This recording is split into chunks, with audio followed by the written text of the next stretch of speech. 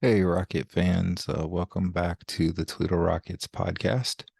Today, we're going to go over men's and women's basketball, some of the updates that's been happening in the past week here. And then we've got some football recruiting information too. And we're going to start with the football recruiting this time, since I usually put that at the end. We'll start with that at the beginning.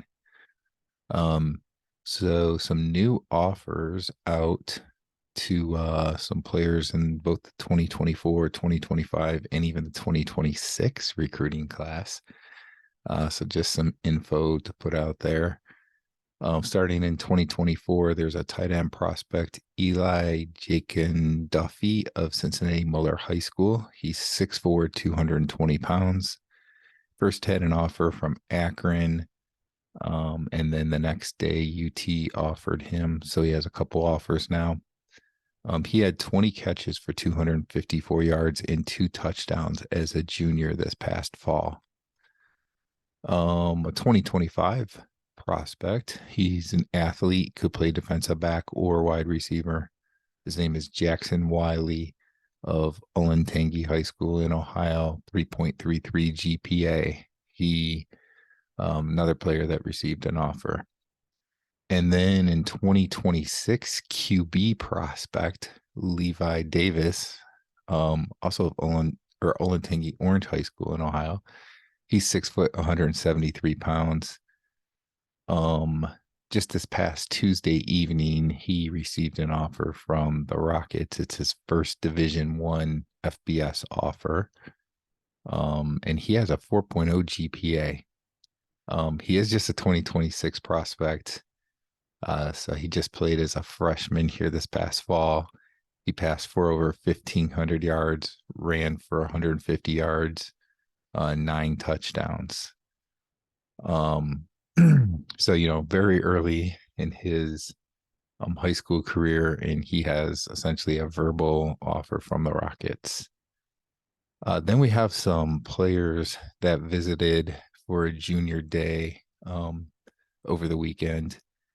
And so they got to do a junior day workout, and then they went to the women's basketball game. And there's a few players I'm going to mention here that probably players to keep an eye on from the 2024 recruiting class. First is quarterback Mikey Maloney of Riverside High School in Ohio. He is 6'1", 185 pounds. Another quarterback from this 2024 class, Josh Papish, I believe it is, of Cleveland St. Ignatius, 6'3", 215 pounds. And he has a 4.03 GPA, by the way. A linebacker, Grady Catanzano of Prospect High School in the state of Illinois. He is 6'1", 225 pounds.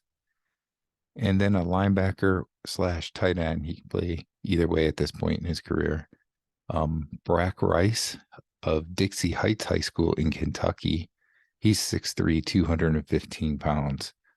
So these are 4 notable players that, prospects, I should say, that were in this weekend for a junior day visit. And they also got to watch the Toledo Rockets women's basketball game. Another player that came in for a visit actually just before the weekend, so he wasn't part of the junior day event, is 2024 quarterback Caden Hardy of Groves High School in Michigan. He was in, I think it was Thursday or Friday on campus, toured the facilities. And so that's another prospect from 2024 to keep an eye on. So a few quarterbacks there, a couple linebackers, and just some players to look at for the next recruiting class as potential high targets for the Rockets. All right, so we're going to switch now from that and go over to talk about basketball. And first of all, we're going to talk about the women's basketball team. They are now at 13-4 overall, 4-2 in the Mid-American Conference. This past week, so on Wednesday, They lost a tough one at Bowling Green, 88-76. And then on Saturday, they beat Akron 76-63. Both Bowling Green and Akron are top teams in the MAC, just like Toledo is. And the Bowling Green game, is at Bowling Green. Of course, it's your rival. Bowling Green has just been playing great. They lost to Ball State in their first conference game, and they have gone on a roll since then. And they have not lost since then. Akron, I believe, had one loss in conference coming into the game, and they've been playing really well. And Toledo beat them 76-63. Rockets played pretty well in this game. Just going in here, take a look at some of the stats here to give you. If I can, of course. My computer's acting up. So of course.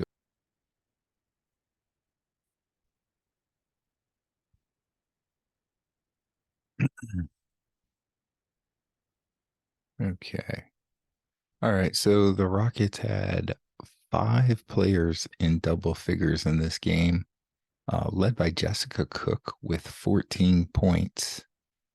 And then Sammy Mikanowitz. I'm not sure if I said that right. I'm sorry. I'm not used to pronouncing her name, but she had 11 points. Quenisha Lockett had 10.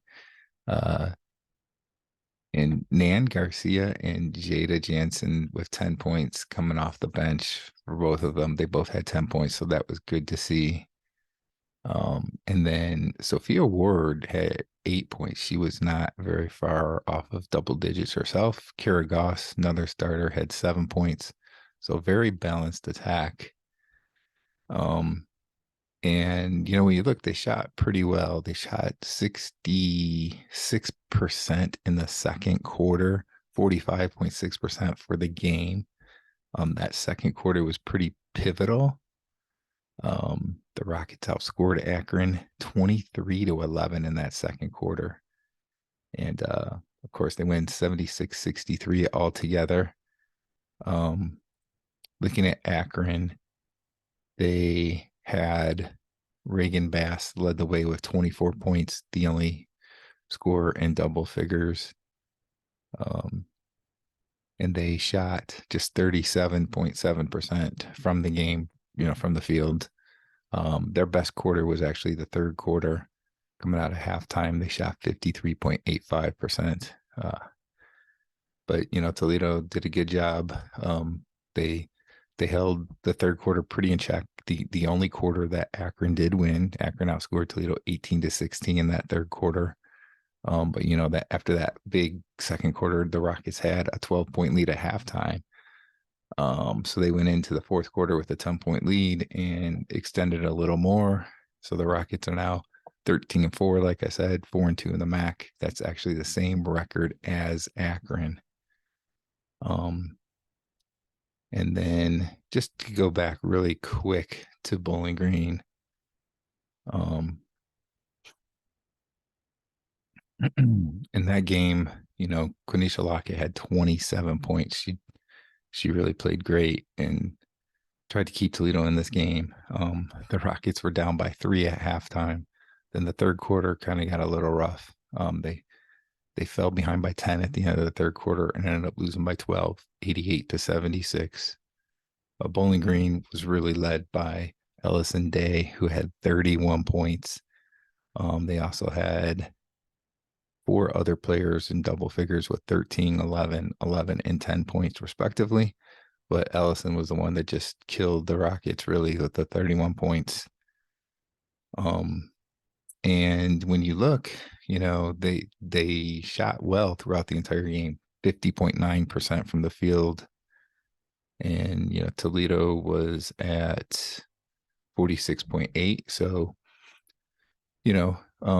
one of those games where if you're a Rocket fan, you wish that the Rockets could have won the game, but Bowling Green's just a really good team. I believe they're 15-2 now on the season. 1 loss in the MAC. 5-1, I believe, is their MAC record right now. So they're playing great, and this game was at Bowling Green. I think if they play again in Toledo, it's going to be a much closer game. The Rockets can win. And really, the first half was close. The Rockets were just down by 3. It's a game could have gone either way, really, going into that second half. So I do like Toledo's chances against Bowling Green in the future, despite this loss. And then let's take a little bit of a look at the men's basketball team. And they had a couple of wins in the past week. Tuesday night, they defeated Ohio University 90-75. And then on Friday night on CBS Sports Network, they beat Buffalo 86-77. So my computer's acting up here again. Sorry. I don't know what's going on with that, but so those were 2 big wins for the Rockets men's basketball team. Ray J. Dennis continues to lead the way for the Rockets. He's just playing great, right? He's even when he's not necessarily shooting well, he's doing a really good job with passing and his assists and so forth. And overall, he's played very well defensively. So he's been a key for the Rockets all year long. And, it's been mentioned on some of these telecasts that he's probably up there in the mix for MAC Player of the Year. And I really believe it, Same thing with the women's team. When you look at the women's team, Quenisha Lockett is up there for MAC Player of the Year as well. So it's nice, it's exciting to see 2 of the top players in the MAC, one for the women's team, one for the men's team playing right here in Toledo. And Ray J. Dennis, if you just watch him, sometimes it's not just looking at the stats, but just watching him play, some of the moves he makes, the baskets that he scores or the passes that he makes. It's really unbelievable. And he's a big part of this team, no doubt about it, and a key part of the team. So as we continue in MAC play, it's going to be important that he stays healthy and continues to play well. So that's pretty much it for today. Had a little bit of the recruiting update. Mostly, 2024 recruits, a few 2025, 2026 prospects out there that we talked about, and then the men's and women's basketball teams. So action continues on the basketball front this week. Some good games coming up. And as we go throughout the week, we'll continue to update things. So thanks everybody for joining today. And if you got any comments, any not really stories, but I don't know why for some reason I can't think today. Any topics, there we go, topics. So if you have any topics that you want me to talk about in future podcasts, go ahead and put those in the comments, and I'll see what I can do from there. So thanks for watching, everybody. Bye.